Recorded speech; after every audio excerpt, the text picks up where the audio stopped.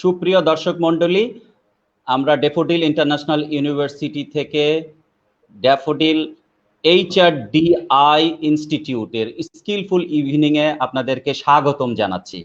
আজকের এই অনুষ্ঠানে আমাদের সাথে উপস্থিত হয়েছেন দি ডেইলি স্টারের হেড অফ মার্কেটিং জনাব তাজদিন হাসান। তাজদিন ভাই, আপনাকে স্বাগতম আমাদের এই আজকের এই অনুষ্ঠানে। তো আপনার এই কোভিড-19 কারণে আপনার সাথে দীর্ঘদিন দেখা হচ্ছে না। আপনি তো আমাদের ইউনিভার্সিটিতে প্রায় আসতেন। আমার প্রাক্তন যে ডিপার্টমেন্ট অফ ইনোভেশন অ্যান্ড এন্টারপ্রেনারশিপে আপনি ক্লাস নিয়েছেন, কোর্সও নিয়েছেন। তো আপনাকে আসসালামু আলাইকুম।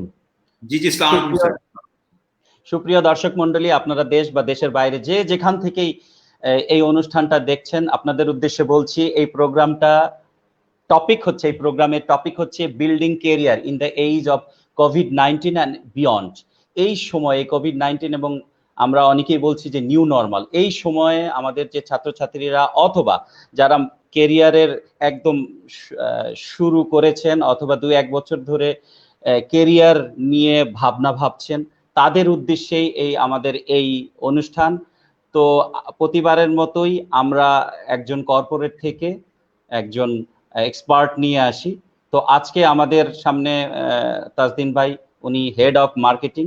সো আমরা তাজদিন ভাইয়ের কেরিয়ার সম্পর্কে জানবো, উনার যে বর্ণাঢ্য কেরিয়ার। আমি পার্সোনালি জানি উনি ব্রিটিশ আমেরিকান টোবাকোতে কাজ করেছেন, উনি DHL এ কাজ করেছেন, উনি এখন দি ডেইলি স্টারে কাজ করছেন। সো উনি আমেরিকান এম্বাসিতেও একটা মানে খুবই জনপ্রিয় পার্সোনালিটি। সো উনি বিদেশ ভ্রমণ করে বেড়ান। তো এত কিছু তাজদিন ভাই, আমি আসলে মন থেকে জিজ্ঞেস করছি যে এত কিছু আপনি মেনটেন করেন কিভাবে? কারণ এই যে professional life, personal life balance করা, প্লাস আপনার কেরিয়ার নিয়ে এই বর্ণাঢ্য কেরিয়ার, বা আপনার যে আমি সবসময় আপনাকে দেখি প্রচন্ড বিজি, এত এত ব্যস্ততা, আর নিশ্চয়ই আপনি এটাকে এনজয় করেন। আসলে আমি বলবো এটা আপনার প্যাশন, আসলে এই বিজি ব্যস্ততা আপনি এনজয় করেন। সো আপনি যদি আপনার কেরিয়ার নিয়ে, আপনার নিজস্ব কেরিয়ার নিয়ে আমার ছাত্রছাত্রী এবং যারা এই মুহূর্তে কেরিয়ারকে গঠন করতে চায় তাদের উদ্দেশ্যে যদি কিছু বলেন আপনার কেরিয়ার নিয়ে। জি স্যার, প্রথমে আমার কৃতজ্ঞতা আপনার প্রতি আমাকে ইনভাইট করার জন্য। আর শুধু এই প্রোগ্রাম না, এই প্রোগ্রামের বাইরেও আসলে আপনার সাথে আমার অনেক কাজ করা হয়। এন্টারপ্রেনারশিপ এবং ইনোভেশন ডিপার্টমেন্ট যখন আপনি লিড করেছেন, আমার কাছে মনে হচ্ছে যে আমি তো 2টা কোর্স নিয়েছিলাম এবং আমি খুব অবাক হয়ে গিয়েছিলাম যে আমার কোর্সের স্টুডেন্ট ছিল 30 জনের মতো, এবং 30 জনের মধ্যে 20 থেকে 25 জনই ছিল এন্টারপ্রেনার। তো আমি ভাবছিলাম যে আমি ওদেরকে শিখাতে যাব, তো আমি অনেক কিছু শিখে আসছি আর কি। তো আজকে হয়তো এই প্ল্যাটফর্মটা ওইটা নিয়ে কথা বলার না, বাট আমি এই সুযোগে আপনাকে কংগ্রেচুলেট করি যে এই ধরনের একটা প্ল্যাটফর্ম আপনি লিড করেছেন। আমি যখনই বিভিন্ন জায়গায় যাই বা কথা বলি ইউনিভার্সিটি গুলো নিয়ে, আমি আপনাদের কথাটা বলি বিকজ অফ দ্য ইউনিকনেস আপনার নেতৃত্বে, এবং ডেফিনেটলি আমার মনে হয় সবুর ভাইয়ের একটা বিশাল একটা ভিশন এখানে কাজ করছে। কারণ আমার কাছে মনে হচ্ছে যে সবুর ভাই যে জায়গাতে হাত দিয়েছে ওই জায়গাটি সাকসেসফুল হয়েছে। So আমি বলবো যে definitely credit goes to the chairman of daffodil university as well, যে আপনারা ইনোভেশন এন্টারপ্রেনারশিপ ডিপার্টমেন্ট থেকে নার্চার করছেন। এই ধরনের সাহস সবাই দেখাতে পারে না। যারা আসলে ব্যবসায়িক মনোভাবে বাইরে এসে কাজ করে তারাই এই ধরনের সাহস দেখায়। এবং এই যে এখন আপনারা একটা HRDI, এই যে আপনারা স্কিল নিয়ে আপনারা যে নতুন প্রোগ্রাম করছেন বা নতুন একটা জিনিস আপনি ড্রাইভ করছেন, এটাকেও আমি সাধুবাদ জানাই। হ্যাভিং সেড দ্যাট, আমি চেষ্টা করব স্যার যে নেক্সট 30 to 40 মিনিটস খুব মিনিংফুল, খুবই কনসাস আলাপটা, খুবই একটা ব্রিফ আলাপ রাখতে, এবং ডেফিনেটলি আমার সম্পর্কে বেশি না বলে আমি ইন্ডাস্ট্রি সম্পর্কে কিছু এনলাইটেনমেন্ট, কিছু ইনফরমেশন দিতে চাবো। এবং ডেফিনেটলি আমি আমার লাইফের খুব ছোট ছোট কিছু লার্নিং স্কিল খুব কুইকলি আমি শেয়ার করব। তো প্রথম ছিল স্যার, আপনার কোয়েশ্চেন ছিল আমার ক্যারিয়ার নিয়ে। আমি একটা নোট নিয়েছিলাম আজকে সেশনের জন্য। তো এখানে যারাই শুনতে পাচ্ছে তাদেরকে আমি একটা কথা বলতে চাই যে আমার টোটাল ক্যারিয়ারের জার্নি কিন্তু was not a smooth journey. এই জার্নিতে হিকাপ ছিল, the road was not smooth enough. এই রোডে আমার এরকম হয়েছে পুরো পথটা লাস্ট 14 থেকে 15 বছরের কোনো জায়গায় I had setback, I had few failure, I had few challenges, but at the same time I had a very rewarding career as a overall বলা যেতে পারে। সো আমি যদি শুরু করি যে আসলে পুরো এই প্রসেসটা, এই জার্নিটা থেকে আমি 6টা লার্নিং আপনাদের সাথে শেয়ার করতে চাই। 6 লার্নিং, সিম্পল। বা 6টা ট্রিক্স বলতে পারেন, 6টা স্কিল বলতে পারেন, 6টা ভ্যালুস বলতে পারেন, এনিথিং যে জিনিস আমাকে আসলে হেল্প করেছে over last 15 years. The first thing, আমি নটরডেম কলেজ থেকে 2002 সালে আমি এইচএসসি তে ঢাকা বোর্ডে 10ম স্থান লাভ করি। আমাদের সময় জিপিএ ছিল না, ইট was a merit list system ছিল। সো নটরডেম কলেজ থেকে যখন আমি আসলে মেধা তালিকায় স্থান পেলাম, তখন একটা ইয়ে ছিল যে নর্থ সাউথ ইউনিভার্সিটিতে যদি আপনি ফার্স্ট এবং সেকেন্ড হতে পারতেন তাহলে 4 বছর ফুল ফ্রি স্কলারশিপ, আর আপনি যদি থার্ড বা ফোর্থ হন বাকিটা হলে আপনি 50%, 25% স্কলারশিপ। সো আমি দেখলাম আমি তো 10ম স্থান লাভ করলাম, এটা একটা নাম্বার 1 যে নর্থ সাউথে তো হবে না। আবার বাবা মার স্বপ্ন ডেফিনেটলি পাবলিক ইউনিভার্সিটিতে, আমি ঢাকা ইউনিভার্সিটিতে গ ইউনিটে কমার্স বিজনেস ফ্যাকাল্টিতে আমি চান্স পেয়েছিলাম, and I got the desired one. মানে সবাই তখন বলতো ফাইন্যান্স নিতে হবে, এবং ফাইন্যান্সে আমার অ্যাডমিশন হয়েছিল। কিন্তু ওই মোমেন্টে আমি আমার এক সিনিয়র ভাই, ওনার নাম হচ্ছে তাহসিন তাহের, উনি এখন ঢাকা ব্যাংকে আছে, উনি গ্লোবাল গ্রাজুয়েট ছিলেন স্ট্যান্ডার্ড চার্টার্ড ব্যাংকে, is a very good person. উনি আমার এক স্কুল লাইফের মেন্টর ছিলেন। আমি এরকম ছিল যে আমি ক্লাস 9 এর ফার্স্ট বয় ছিলাম, উনি ক্লাস 10 এর ফার্স্ট বয় ছিলেন। তো ওইভাবে রিলেশন নিয়ে তো উনাকে আমি প্রচন্ড মানি, বা উনাকে আমি প্রচন্ড উনার অ্যাডভাইস আমি নিতাম। তো আমি দেখলাম যে তাসিন ভাই বোর্ডে স্ট্যান্ড করলো, ঢাকা বোর্ডে এসএসসি তে থার্ড এবং এইচএসসি তে সেকেন্ড হলো সিটি কলেজ থেকে। তো আমি দেখলাম সিটি কলেজ থেকে সেকেন্ড, এবং অ্যাডমিশন টেস্টে আমার মনে আছে ঢাকা ইউনিভার্সিটি অ্যাডমিশন টেস্টে উনি ফার্স্ট হলো, কিন্তু উনি ঢাকা ইউনিভার্সিটিতে ভর্তি হলো না, উনি নর্থ সাউথে ভর্তি হলো। আমি বললাম ভাই আপনি নর্থ সাউথে কেন ভর্তি হলেন? বললো আমি 100% স্কলারশিপ পেয়েছি, আরেকটা জিনিস হচ্ছে আমি চাচ্ছি যে একটু ডিফারেন্ট ট্র্যাকে যেতে, সবাই যে ট্র্যাক ফলো করছে আমি সেম ট্র্যাকে যেতে চাচ্ছি না, আমি চাচ্ছিলাম যে একটা ডিফারেন্ট পাথ ফলো করব। এই পাথটাতে হয়তো কিছু আনসার্টেনিটি থাকবে, বাট এই পাথটাতে সুবিধা হচ্ছে যে লাইক সব ট্যালেন্টরা যাচ্ছে একটা জায়গায়, এই জায়গাটাতে কম্পিটিশনটা একটু কম, আবার এই জায়গাটা যদি আমি খুব ভালো করতে পারি তাহলে ওটা খুব রিওয়ার্ডিং হবে। তো ওনার কথাটা আমার খুব ভালো লেগেছে। কিন্তু তখন আমি নটরডেম কলেজে পড়ি সেকেন্ড ইয়ারে, তো ওই মোমেন্টে আর আমার কোনো ইয়ে ছিল। তো যখন আমার রেজাল্ট আসলো আমি তখন ওই ভাইয়ের কাছে গেলাম। তো আমার মনে আছে আমি ওনার কাছে স্ট্যাটিস্টিক্স, কম্পিউটার এগুলো পড়তাম, অ্যাকাউন্টিং। তো আমি বললাম তাসিন ভাই আমি কি করব, নর্থ সাউথে তো আর 100% দিবে না, ঢাকা ইউনিভার্সিটি হচ্ছে, but I want to follow your path. তখন উনি আমাকে বললো যে Tajdin, there is university call BRAC university, যা মাত্র 1 বছর হয়েছে, 2003, যে এইটার প্রসপেক্ট অনেক, এটার ভাইস চ্যান্সেলর জামিলুর রেজা চৌধুরী সাহেব, এইটার তুমি যদি চিন্তা করো BRAC is the largest NGO, so এখানে না প্রসপেক্ট আছে, you can take a risk, a calculative one. তো আমি বললাম ওকে। কিন্তু যখন আমি আমার বাবা মাকে বললাম, আমার বাবা মা খুবই অবাক হলো যে why, because like getting into Dhaka University was like a dream. Why I am to leave that and joining BRAC University, which was just a 1-year-old university institution. But I wanted to take that risk. I wanted to take a chance. Good part, the family stood by me. এবং আমি তাদেরকে বুঝালাম যে এই ট্র্যাকে যদি আমি যাই, job opportunity বা কিছু ব্র্যাক এনজিওতেই হয়তো হতে পারে, ব্র্যাকের একটা ইয়ে থাকতে পারে, I have a chance, let's take the chance. তো they stood by me and I take the chance, and ওই কারণে আমি ব্র্যাক ইউনিভার্সিটিতে অ্যাডমিশন হলো। তো এইটার উত্তরটা আমি এইটার ফার্স্ট লার্নিংটা আমি সবাইকে এই কারণে দিচ্ছি যে লাইফের বিভিন্ন স্টেপে you may have to take some risk, but take a calculative one. আমি কিন্তু ব্র্যাক ইউনিভার্সিটি 1 বছর ভর্তি হয়েছি, কিন্তু ক্যালকুলেটিভ রিস্ক কেন বলতেছি, কারণ এটার ভাইস চ্যান্সেলর ছিলেন Jamilur Reza Chowdhury. BRAC was led by Sir Fazle Hassan Abed, so there were powerful brand names behind that, like daffodil, এটার নামের পিছনে কিন্তু সবুর খান উনার একটা ব্র্যান্ড আপিল আছে। সো এই ধরনের উপর ভিত্তি করে I take a chance, I take a calculative risk. So that work for me.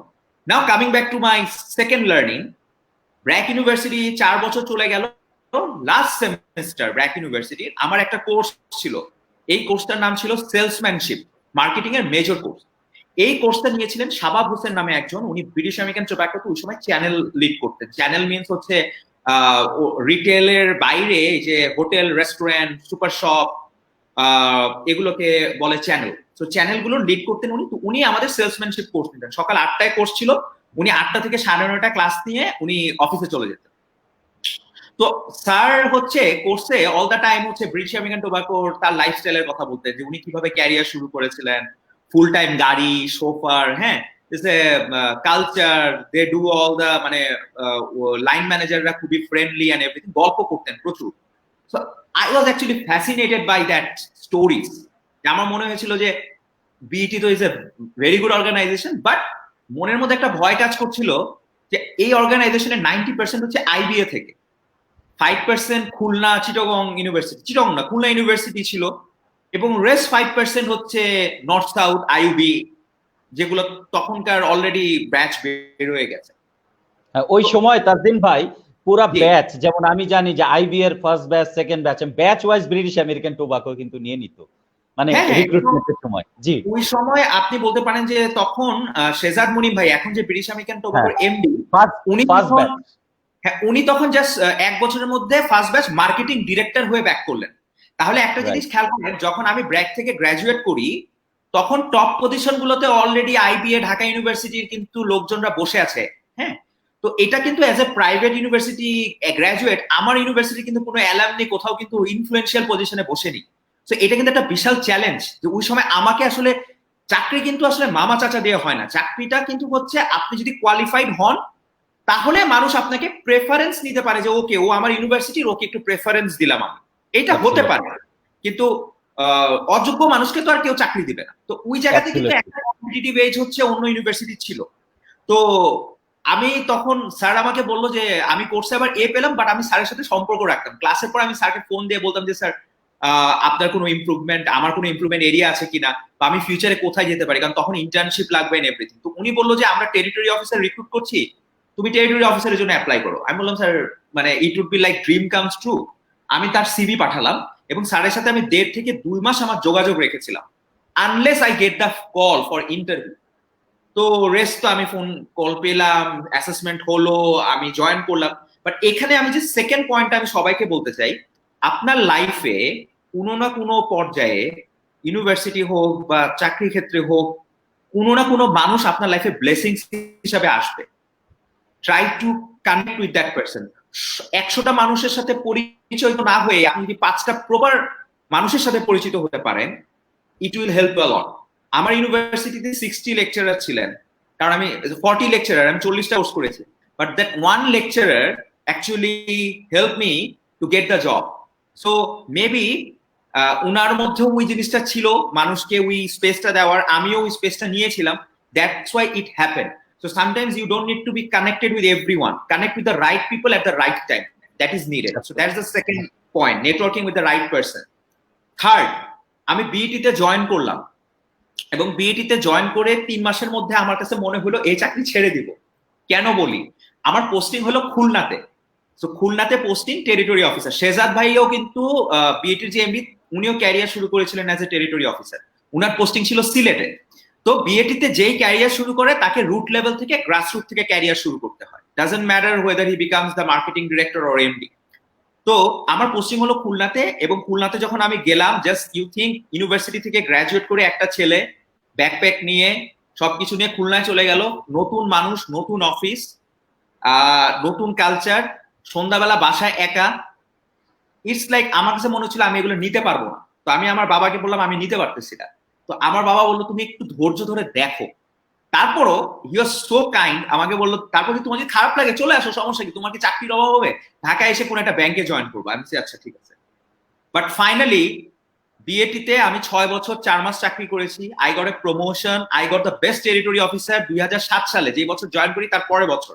I was sent to Sri Lanka for an attachment, Ceylon tobacco কোম্পানিতে। I had a very rewarding career. But এই কথাগুলো এজন্য বললাম, আমি কিন্তু 3 মাসের মাথায় চাকরি ছেড়ে দিতে চেয়েছিলাম। তো আপনারা যদি বলেন কিভাবে আমি আসলে কিভাবে আমার হেল্প হয়েছে, দ্য থার্ড লেসন, অ্যাডাপ্টিবিলিটি। আমি অ্যাডাপ্ট করতে করেছি। এখন অ্যাডাপ্ট কিভাবে করবেন আপনি?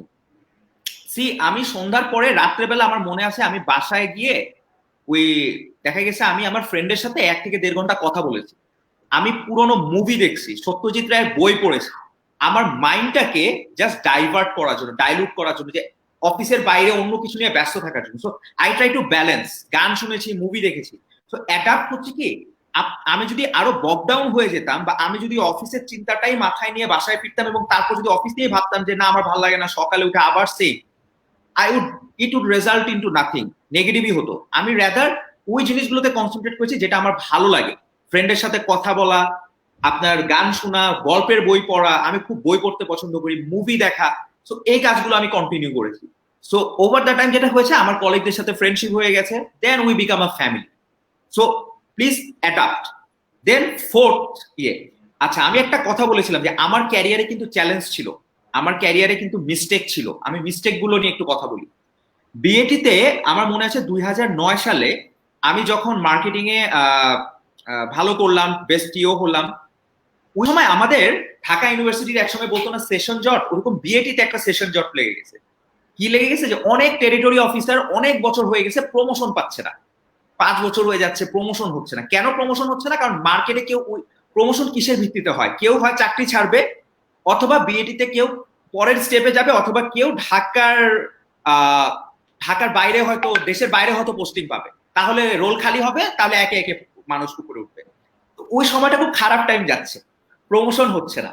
তো ওই সময় ফাইন্যান্স থেকে একটা সার্কুলার আসলো যে আপনি চাইলে ফাইন্যান্সে জয়েন করতে পারেন, এবং এটা শুধু ফাইন্যান্স থেকে সার্কুলার আসলো, এবং সার্কুলারটা এরকম যে এটা 1 গ্রেড হাই, মানে মার্কেটিং থেকে 1 গ্রেড উপরে, এবং জবটা হচ্ছে ফিনান্সিয়াল অ্যানালিস্ট। তার মানে you will be observing the market, analysis and everything. আমার না ফাইন্যান্সে মাইনর ছিল, তা আমি ভাবছি কি যে দূর, মার্কেটিং মানে হচ্ছে রুট লেভেল, দোকানদারের সাথে কথা বলো, ওর সাথে কথা বলো, finance would be very interesting, number নিয়ে কথা বলো, অ্যানালিসিস, হেন তেন। আমি চান্স নেই। তো নিয়ম হচ্ছে আপনাকে শুরু থেকে ইন্টারভিউ দিতে হবে। তা আমার মনে আছে ফাইন্যান্সে আবার 3টা ইন্টারভিউ দেওয়া লাগছে আমার। Finally there is a finance director, ওনার নাম ছিল মার্ক গ্রেইন, উনি ব্রিটিশ ছিল, পরে উনি মারা গিয়েছিলেন unfortunately by cancer. He took my final interview and he said, okay fine, you are selected for the finance position, and I moved from marketing to finance. Just marketing থেকে ফাইন্যান্সে move করার পর, trust me, আমার কাছে মনে হয় I made the biggest mistake of my life. আমি 2.5 বছর ফাইন্যান্সে কাজ করেছি, বাট আই ওয়াজ, এবং it was a one way ticket. আমাকে বলে দিছে মার্কেটিং থেকে, Tajdin you are going to finance, but it's a one way ticket. গিয়ে যদি বলো ভালো লাগতেছে, তুমি কিন্তু ফেরত আসতে পারবে না, কারণ অলরেডি সেশন জট লেগে গেছে, মানুষ প্রমোশন পাচ্ছে না। তুমি যদি চলে গিয়ে আবার ব্যাক করতে চাও, ব্যাক করতে পারবো না। আমি say right, done, I am going to the finance. আমি ফাইন্যান্সে গেলাম, এন্ড আই রিয়েলাইজ, এবং আমি মুখ ফুটে কারণে বলতে পারলাম না যে আমার তো ভালো লাগতেছে না finance, please take me back to marketing. আমি আর বলতেই পারি নাই। আমি দাঁতে দাঁত কামড়ে 2-2.5 বছর চাকরি করে গেলাম। লাস্টে আমি ডিসাইড করলাম না, এখানে তো হবে না, আমাকে বাইরে জব খুঁজতে হবে। এখানেও একটা চ্যালেঞ্জে পড়লাম। আমি যেখানেই মার্কেটিং এ অ্যাপ্লাই করি, আমাকে সবাই বলে যে তোমার টোটাল এক্সপিরিয়েন্স 6 বছর, কিন্তু ফাইন্যান্সে 3, মার্কেটিং এ 3। সো আমি তোমাকে মার্কেটিং এ চাকরি দিতে পারবো, কিন্তু আমি তোমাকে মিড লেভেল পজিশন দিতে পারবো না, এন্ট্রি লেভেল টাইপের পজিশন। তখন আমার মন আরো খারাপ হয়ে গেল, কারণ already I have spend 6 years. So remember, যারা শুনতেছেন তারা, I made a mistake কিন্তু এখানে। Now I have to pay for this mistake. However, Allah has been very kind on me. আমি শেভরনে একটা অপরচুনিটি পেয়ে গেলাম অ্যাজ এ কমার্শিয়াল অ্যানালিস্ট। এটা মার্কেটিং রোল না, আবার ফাইন্যান্সও না, মার্কেটিং এবং ফাইন্যান্সের মাঝামাঝি commercial. It's a decision making role. You will be doing economics analysis and everything. So Chevron was a Fortune 500 company and I joined Chevron. Chevroনের পর I work for Robi, I work for DHL. আমার মনে আছে রবিতে আমি চাকরি করছিলাম অনেক বেশি টাকার লোভে, অনেক টাকা বেতন দিছিল, এই জন্য শেভরন ছেড়ে রবিতে গেছি। It was a mistake. ওইখান থেকে আমার লার্নিং ছিল যে লাইফে money is not everything. The job that you are doing, whether it's giving you 100% satisfaction or not, that is important. So এই ধরনের লার্নিং গুলো হয়েছিল স্যার, যে লার্নিং গুলো আসলে সুখকর লার্নিং না, but I learn from the mistake. Daily study আমার 5 বছর হয়েছে, এবং গত 3 বছরে আমি অনেক জব অফার পেয়েছি, ডবল প্যাকেজ, থ্রাইস প্যাকেজ, আমি যাই নাই, because I already learned from my mistake. আমি অলরেডি ওই রবিতে আমার যে এক্সপিরিয়েন্স হয়েছে, আমার যে ডিসিশন মেকিং এ যে ভুল হয়েছিল, ওইটার আমার লার্নিংটা হয়ে গেছে। আপনাদেরকে বলতেছি, আপনাদের জন্য ভালো হলো যে আপনারা এই মিস্টেকটা সামনে করার সুযোগ থাকবে না, যেহেতু আমি আপনাদের বলে দিলাম যে এই ধরনের অনেক কিছু আসে।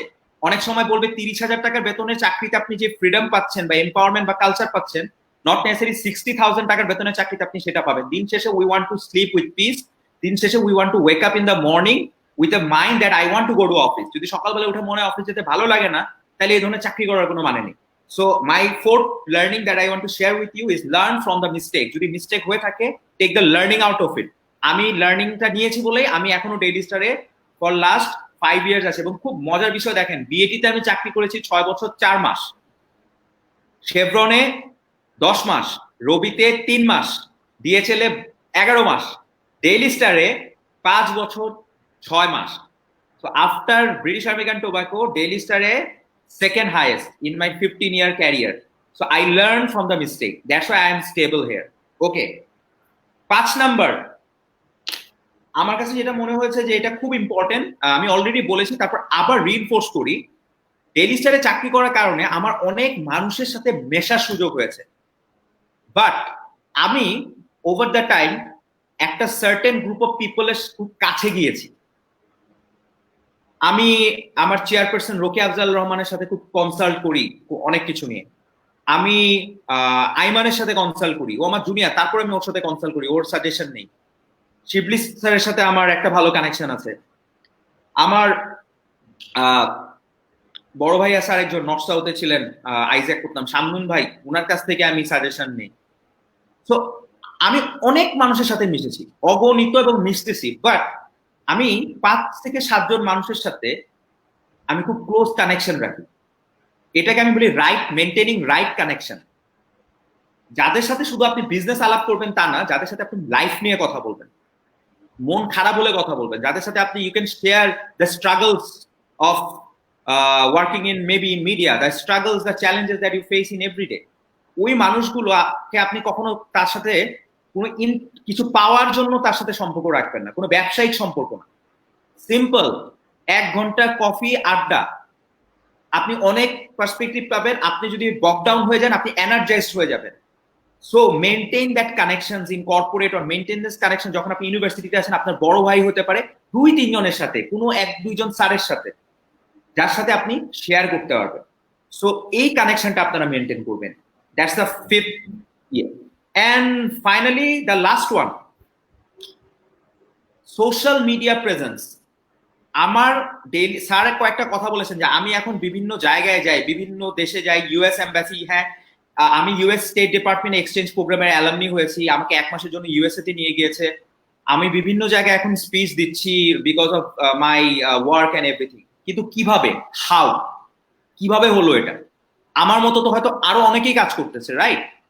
বাট আমি কেন অ্যাটেনশনটা গ্র্যাব করলাম? এইটার কারণ হচ্ছে সিম্পল, সোশ্যাল মিডিয়া ব্র্যান্ডিং। আপনি কিভাবে সোশ্যাল মিডিয়াতে নিজের প্রেজেন্সটা ইনশিওর করছেন। আমার একটা বই আছে দ্য ট্রানজিশন, ওইখানে একটা কথা আছে, আমি বলেছিলাম আমি মাউন্টেন ডিউ খুব পছন্দ করি। আমি বলেছিলাম মাউন্টেন ডিউ মাথায় আসলে আপনার মাথায় কি আসে? Sports, adventure. কোক আসলে কি আসে? হ্যাপিনেস। সেম একটা মানুষের নাম বললে আপনার মধ্যে কি আসবে? মাহফুজা নাম, credibility, trust. Doctor Mohammad Yunus, global pride. Maybe আবার Bangabandhu Sheikh Mujibur Rahman, architect of this nation, father of this nation, inspiration. So দেখেন এই মানুষগুলো কিন্তু এক একটা ব্র্যান্ড। সেম কর্পোরেটে আমরা বলবো শেজাদ ভাই, first MD of BAT, our pride. আমি বললাম সবুর ভাই, who change the IT, who brings revolution in ICT sector. So প্রত্যেকটা মানুষের নামে, ফর এক্সাম্পল আমি ভাইস চ্যান্সেলর স্যারের কথাই যদি আমি চিন্তা করি, ফর এক্সাম্পল আমি একটা ইউনিভার্সিটির কথা বললেই হয়, আমার former vice chancellor UIU Rezwan sir আমার খুব পছন্দের। আমার দেখলে আমি ওনাকে বলি the most coolest VC I ever mate, the coolest VC vice chancellor. আমি জিপির একটা প্রোগ্রামে গিয়েছিলাম, ওই যে জিপি এক্সেলারেটর, দেখলাম স্যার অনেক মানুষের মাঝখানে চুপ ভুক্তি মেরে বসে পিচ দেখতেছে, কাউরে পরিচয় দেয় নাই যে সে ইউআই ভিসি, এবং আমার সাথে দাঁড়ায় চা বিস্কুট খেয়ে আড্ডা দিয়ে চলে গেল। কেউ বুঝতেও পারে না যে ইউআই ভিসি এসে একটা প্রোগ্রাম দেখে চলে গেছে। He is so cool. So এই যে মানুষগুলো নাম আসলে যে ব্র্যান্ড গুলো আসে, এইটা কিন্তু আপনি স্যারদের, তাদের জন্য হচ্ছে একটা সময়, আমাদের জন্য এটা ডিফারেন্ট সময়। আমাদের সময় এটা, আমাদের যুগটা হচ্ছে সোশ্যাল মিডিয়ার যুগ। তো আপনাকে ব্র্যান্ডিংটা করতে হবে সোশ্যাল মিডিয়ায়। তো সোশ্যাল মিডিয়াতে আপনি নিজের নামে ইউআরএল খুলতে পারেন, যেমন আমি করেছিলাম www.tazhinhasan.com, দেন আমি ইউআরএল থেকে ব্লগিং করেছি, ব্লগ থেকে লেখালেখি করে ওগুলো সোশ্যাল মিডিয়াতে পোস্ট করেছি, লিঙ্কডইনে পোস্ট করেছি, আমার অ্যাক্টিভিটি গুলো মানুষকে জানিয়েছি, আমার অ্যাক্টিভিটি গুলোতে সোশ্যাল মিডিয়া ইনফ্লুয়েন্সারদের ইনভলভ করেছি। তখন কি হয়েছে, ইউএস এম্বাসি দেখেছে আরে ছেলেটা তো ভালো কাজ করতেছে, ইউথদেরকে নিয়ে আমাকে নমিনেট করেছে। আমি ইন্টারভিউ দিয়েছি, আমার ইন্টারভিউর রেজাল্ট আবার হচ্ছে হোয়াইট হাউসে গিয়েছে, ওইটা অ্যাপ্রুভ হয়ে আসার পর I was finally selected. But এইটা ইউএস এম্বাসিতে পৌঁছাতো না যদি না আমি আমার কাজগুলো নিয়ে in public, in social media আমি এত অ্যাক্টিভ থাকতাম। So my six suggestion to you all, আপনাদের জবের ক্ষেত্র কিন্তু সামনে চেঞ্জ হবে। It's not about CV, it's about how good you are connected in social media, in LinkedIn. আপনারা কি ধরনের স্ট্যাটাস শেয়ার করতেছেন ফেসবুকে, ওটা দিয়ে এইচআররা ফিউচারে দেখবে ছেলেটা কি এমপ্যাথি আছে, এই ছেলেটার মধ্যে কি টলারেন্স আছে, না এই ছেলেটা ইনটলারেন্স। এগুলো সব কিছু আপনাকে চেক হয়ে যাবে আপনার সোশ্যাল মিডিয়া ধরে, আপনাকে জানাবেও না। সো সোশ্যাল মিডিয়াতে আপনার প্রেজেন্স, আর you can not be fake. আপনি দেখাইলেন আপনি খুব মহান, কিন্তু আপনি যদি আসলে মহান না হন এটা আপনার কাজেই চলে আসবে। So don't be fake, just be yourself. So this is the important. So sir, this is a career journey I had in a nutshell, if I say. না, ধন্যবাদ তাজদিন ভাই। আমার ছাত্রছাত্রীরা এবং যারা দর্শক বন্ধু আপনারা বুঝতে পারলেন, কিন্তু আমার একটা কোয়েশ্চেন আছে যে আমাদের ছাত্রছাত্রীরা অনেকেই ফিল করে যে মার্কেটিং এটা মেজর হিসাবে নিব না, তারা ফিল করে অ্যাকাউন্টিং নিব, ফাইন্যান্স নিব, এইচআর নিব, কিন্তু কেরিয়ার প্রসপেক্ট হিসাবে যে মার্কেটিং মেজর হিসাবে যে তার চুজ করা উচিত, তারা মার্কেটিং ফিল করে যে না, মার্কেটিং হলে তো আমি সেলস পারসন হয়ে যাব, হুইচ ইজ নট কারেক্ট। আসলে মার্কেটিং যে দেখেন, আপনি মার্কেটিং পড়েছেন বলেই আজকের যে অবস্থান আপনার, যে আপনি ম্যানেজ করতে পেরেছেন আপনার ইমেজটাকে, না আপনি আপনাকে নিজেকে উপস্থাপন করতে পেরেছেন। ইভেন অনেকেই জানে না যে একদম প্রোডাকশনের শুরু থেকে আপনি যদি কাস্টমারের নিডস ওয়ান্টস দেখেন, ভ্যালু, যে আমরা কাস্টমারকে ভ্যালু দেই, আমিও মার্কেটিং ব্যাকগ্রাউন্ডের, কাস্টমারকে ভ্যালু দিচ্ছি, কাস্টমার স্যাটিসফ্যাকশন, কাস্টমার ডিলাইট এবং ফাইনালি লাস্টিং রিলেশনশিপ, এই সব কিছু কিন্তু একজন মার্কেটিয়ারকে নিজেকে উপস্থাপন করতে সাহায্য করছে। ওয়্যারএজ স্টুডেন্টরা যেখানে অ্যাকাউন্টিং, ফাইন্যান্স বা এইচআর পড়ে, তারা কিন্তু এই সুযোগটা পাচ্ছে না। তো আমি আপনি যদি একটু মার্কেটিং এর গুরুত্বটা আলাপ করতেন, কারণ একজন সিইও, সিওও বা যারা অপারেশনাল লিডার্স, তাদের কিন্তু সবসময় মার্কেটিং সেন্স এবং মার্কেটিং স্ট্র্যাটেজি থাকতে হয়, তাই না? আদারওয়াইজ একজন অন্টারপ্রেনারকেও আপনি চিন্তা করেন, তার মধ্যে একজন অন্টারপ্রেনার যদি মার্কেটিং নলেজ না থাকে বা মার্কেট সম্বন্ধে আইডিয়া না থাকে, তাহলে চিন্তা করেন তারাই কিন্তু কি পারসন যাদের মার্কেটিং নলেজ এবং মার্কেটিং স্ট্র্যাটেজি সম্পর্কে ভালো আইডিয়া আছে। সো স্টুডেন্টসদের আমি বলবো যে এই মার্কেটিং আসলে আগে পড়া উচিত। যে আপনি বলছেন যে প্রফেসর কটলারও কিন্তু ফাইন্যান্স এবং মার্কেটিং আবার ইকোনমিক্স, তো দেখেন মার্কেটিংটাকে কিন্তু আমরা ঢাকা ইউনিভার্সিটি দেখেন একদম সিরিয়ালে, আপনি যেটা বললেন ঢাকা ইউনিভার্সিটিতে প্রথমে অ্যাকাউন্টিং, তারপর ফাইন্যান্স, তারপরে হয়তো ম্যানেজমেন্ট নিবে, লাস্টে কিন্তু মার্কেটিং নাই। আমি বলি যে আসলে তারা ভুল, মার্কেটিং আসলে মার্কেটিং এর ডেপথটা বা মার্কেটিং এর প্রসপেক্টটা তারা বোঝে না। একজন সিইও, আমাদের honourable chairman sir Sabur Khan sir, আমি বলবো one of the best marketers in the country. তো এই যে রিয়েলাইজেশন, একজন সাকসেসফুল এন্টারপ্রেনার কিন্তু একজন ট্রু মার্কেটার। আপনি কি বলেন? অ্যাবসলিউটলি, আমি খুবই এগ্রি করি। আমরা যদি একটু জাস্ট অ্যাপলের কথাই চিন্তা করি, Steve Jobs was very good in presentation and he was a brilliant marketeer. But এখানে একটা ক্লারিফিকেশন দেই, আমি যারা স্টুডেন্ট যারা এখন ইউনিভার্সিটিতে বিজনেসে আছে, বিজনেস মানে আপনি যদি business bachelor of business administration pursue করে থাকেন, তাদের জন্য আমি বলবো definitely marketing should be a preference. But এই মুহূর্তে যদি আপনি কলেজে থাকেন, you can go after engineering, you can go after CSC, computer science, that's a different thing. But যদি আপনি বিজনেসে পার্সু করে থাকেন ব্যাচেলার্স, তাহলে আপনি মেজর কি মার্কেটিং করবেন না ফাইন্যান্স, সেইখানে আমি একটু কথা বলি স্যার, নাহলে আবার জিনিসটা মিসলিডিং হয়ে যেতে পারে। প্রথম অ্যাজাম্পশনটা হচ্ছে আমি অ্যাজিউম করে নিলাম যে আমার এই কথাগুলো যেটা আমি বলবো নেক্সট 2 to 3 মিনিটস, এটা হচ্ছে যারা অলরেডি বিজনেসে গ্রাজুয়েশন করছেন, মানে বিজনেসে স্টাডি করছেন। সি, আমাদের এখানে একটা বড় ধরনের মিথ আছে যেটা আমি আমার ইউনিভার্সিটিতে দেখেছি, অনেস্টলি বলি, যে খুব ভালো ছাত্র যারা তারা ফাইন্যান্স নিবে, মিডিয়াম যারা মার্কেটিং নিবে, এবং যাদের খুব দুর্বল ওরা এইচআর নিবে। মানে অনেস্টলি বলি, এটা আমার এক্সপিরিয়েন্স থেকে বললাম, আমি এটাই দেখে আসছি। এবং সত্য কথা বলি, আমিও ফাইন্যান্সই মেজর করতাম, একদম স্বীকার করতেছি এখানে। আমি মার্কেটিং এ শুধুমাত্র মেজর করছিলাম বিকজ আমাদের প্রাইভেট ইউনিভার্সিটিতে তখন একটা কাহিনী ছিল যে কোর্স মিলাইতে হইতো। যে এই সেমিস্টারে আমি আবার 5টা করে কোর্স নিতাম। সো 5টা করে কোর্স নিলে 5টাই ফাইন্যান্সের কোর্স বা 3টা 4টা ফাইন্যান্সের কোর্স মিলানো ডিফিকাল্ট ছিল।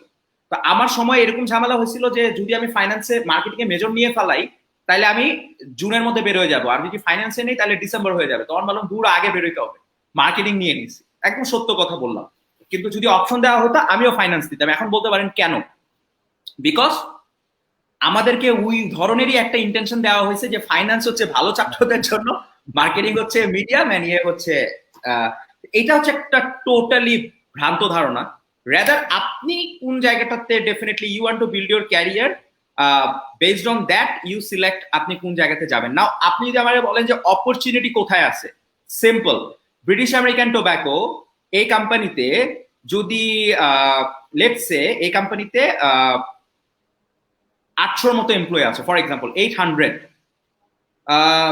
আমি বলতে পারি 300-400 হচ্ছে মার্কেটিং এ, তারপর সেকেন্ড হাইয়েস্ট হবে সাপ্লাই চেন 200, ধরেন 400-200 মার্কেটিং এর পার্ট আর কি। জি হ্যাঁ, আর বাকি 200 হচ্ছে এইচআর, ফাইন্যান্স, অ্যাডমিনিস্ট্রেশন, সবগুলো মিলিয়ে corporate regulation, legal and everything. So opportunity wise marketing is bigger in any organisation, given in any organisation. Just একটা জিনিস চিন্তা করেন, আপনি ফর এক্সাম্পল ফিনান্সিয়াল সার্ভিস বিক্রি করেন, ফর এক্সাম্পল বিগ ফোর, ডেলোয়েট, আপনার আর্নস্ট অ্যান্ড ইয়াং, প্রায় ওই যে আমি নাম ভুলে গেলাম,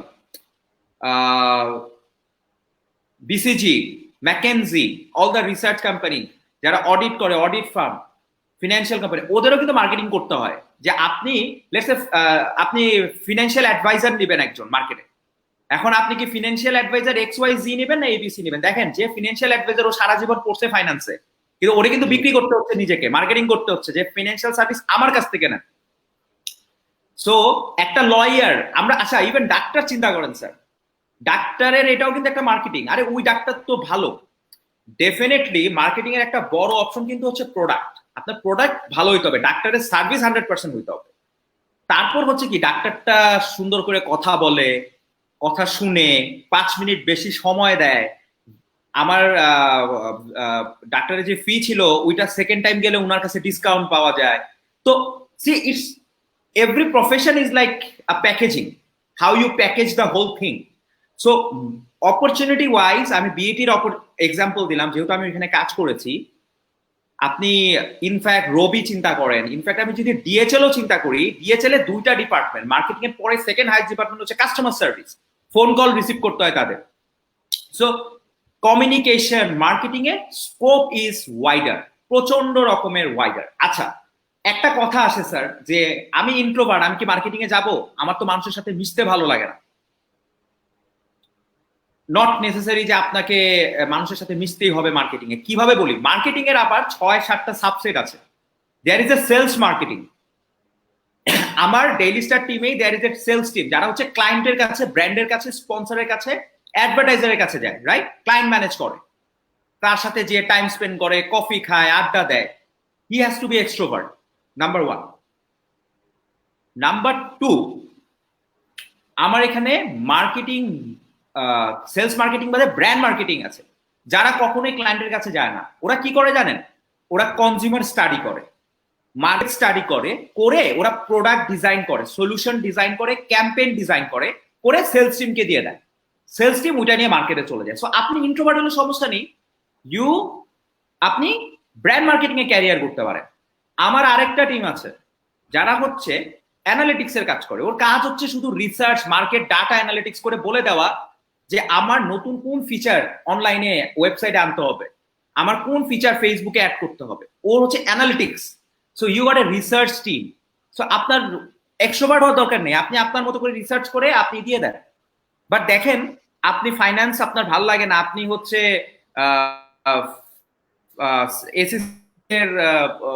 সিএফএ এগুলো করতে পারবেন না, সীমা করতে পারবেন, আপনার আগ্রহ নাই, কিন্তু just because finance is a very good subject, just because আপনার মনে হয়েছিল ফাইন্যান্স ভালো সাবজেক্ট, আপনি পার্সু করলেন, জাস্ট বিকজ আপনি ভাবছেন আপনি ইন্ট্রোভার্ট এই জন্য ফাইন্যান্সই ক্যারিয়ার আছে, এই ঘটনাগুলো এগুলো আর মিথ। আপনি চাইলে ইন্ট্রোভার্ট হয়ে মার্কেটিংও ভালো করতে পারেন। আমি কিন্তু কখনোই এক্সট্রোভার্ট ছিলাম না, আমিও ইন্ট্রোভার্ট ছিলাম।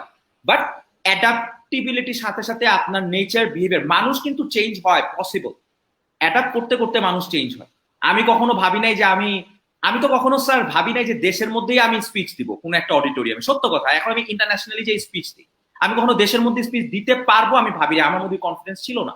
সো হয়ে গেছে, কাজ করতে করতে অ্যাডাপ্ট করতে করতে মানুষের কাছে শিখতে শিখতে হয়ে গেছে। আমার কাছে মনে হচ্ছে মানুষকে দেখে দেখে শেখারও একটা ইয়ে আছে আর কি, মানে কুড বি এ লার্নিং টুল, যে দেখে শিখা, ইউ ক্যান ডু দ্যাট। তো স্যার এটাই মার্কেটিং এর অপরচুনিটি হাই, আমি বলবো অনেক বেশি। না, অ্যাবসলিউটলি অ্যাবসলিউটলি, আমরা আসলে মার্কেটিং ইন ডেপথ অনেকেই জানি না। তো আমি দর্শক বন্ধুদের বলবো, যারা যারা এই প্রোগ্রামটি দেখছেন, আপনাদের যদি কোনো কোয়েশ্চেন থাকে তাহলে আমাদের যে কমেন্ট বক্সে আছে আপনারা প্রশ্ন করবেন, আমরা আপনাদের প্রশ্নের উত্তর দেওয়ার চেষ্টা করব। তো মার্কেটিং কিন্তু শুধু আমরা জানতে পারলাম একদম প্রোডাকশন থেকে শুরু করে supply chain, delivery, customer satisfaction, revenue, সব জায়গায় কিন্তু মার্কেটিং আছে।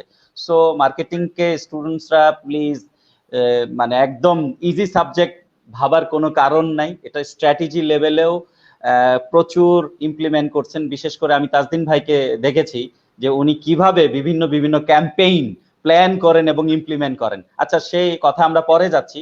তাজদিন ভাইকে এখন আমি আরেকটা কোয়েশ্চেন করতে চাই যে এই যে কোভিড-19 এন্ড বিয়ন্ড, এই সময় স্টুডেন্টদের যে কেরিয়ার, অনেকে কেরিয়ারে যাবে বা অনেকে কেরিয়ার সুইচ করবে, অনেকে আবার ভাবছে, ডিলেমাতে আছে যে কোন ধরনের কেরিয়ার এই মোমেন্টে মানে তাদের ডিসিশন কেরিয়ার নিবে এবং কোন ধরনের স্কিল তারা প্রিপারেশন নেবে। বিশেষ করে প্রিপারেশনের কথাটা, মানে career preparation for career change, অথবা তারা যদি কেরিয়ারকে মানে প্ল্যানিং করতে চায়। তো আমাদের ছাত্র ভাই বোনদের জন্য আপনার কোনো সাজেশন থাকবে কিনা preparation in this age of কোভিড-19 and beyond?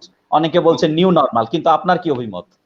G, very very valid question. এই মুহূর্তে আমি I saw the question Bajrul Karim Akib উনি করেছেন যে প্যান্ডামিক টাইমে কিভাবে জবের জন্য বা ক্যারিয়ারের জন্য প্রিপারেশন নেবে। আমি এখানে খুব 2 মিনিটে ব্যাকগ্রাউন্ডটা বলি যে আসলে প্যান্ডামিকে জব মার্কেটের কি অবস্থা অ্যাকচুয়ালি। সি, আপনি বাংলাদেশের টোটাল জব মার্কেটে যদি দুইটা ভাগে ভাগ করেন, informal sector, formal sector. Informal সেক্টরে প্রায় 6 কোটি মানুষ কাজ করে। ইনফর্মাল সেক্টর কোনটা? এই যে ধরেন ইস্টার্ন প্লাজার একটা দোকানের একটা কর্মচারী, ইনফর্মাল সেক্টর।